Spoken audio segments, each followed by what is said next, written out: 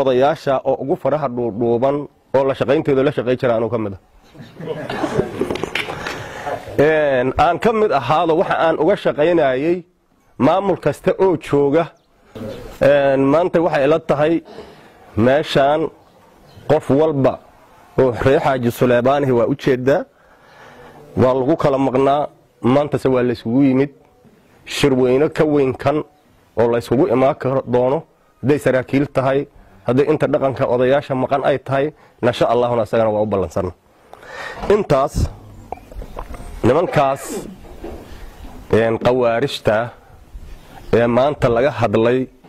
oo laga sheekeeyay waxaan u malaynayaa ragga odayaasha oo ugu faraha dhuuban oo la shaqaynteedo la shaqay jiraan ka mid aan ka mid ahaado waxa aan uga shaqaynayay maamul kasta oo jooga oo dadkaagu ku nool yahay waxa ku qasbantaa inaad la macaamisho muslim iyo gaal wuxuu ahaada raba haddii marka la ogaaday oo wax ay reebayaan inaan la arag ama la macaamil ama ha la macaamilin waxa lagu qasbaya marka in nafta la reebo oo aan dayuusnimo lagu dhiman marka geeriyo timid Allahu akbar nimanka la xirxiran waxaan u malaynayaa mid aan la hadlin oo inta la yiraahdo kawaaday diideen aan dhahay wariya meeshaas ku nooshay dhiib ma jiro boonada iyadoo ugu jirtaan la xareystay wax ay ka qabaan iyadoo la arag la xareystay mar haday marka halka marayso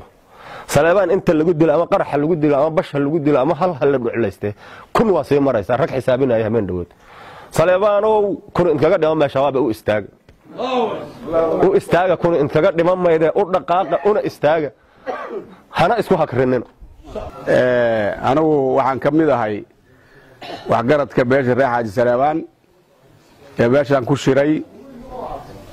madaxweynaha ummadda Soomaaliyeed ku soo dhaweeyay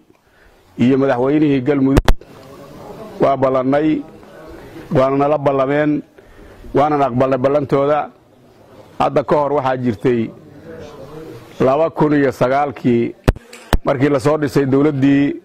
Sheekh Shariif oo madaxweynaha ka ahaa waxa isu timid culimo Soomaaliyeed oo meesha la yiraahdo gurguurta ku qabtay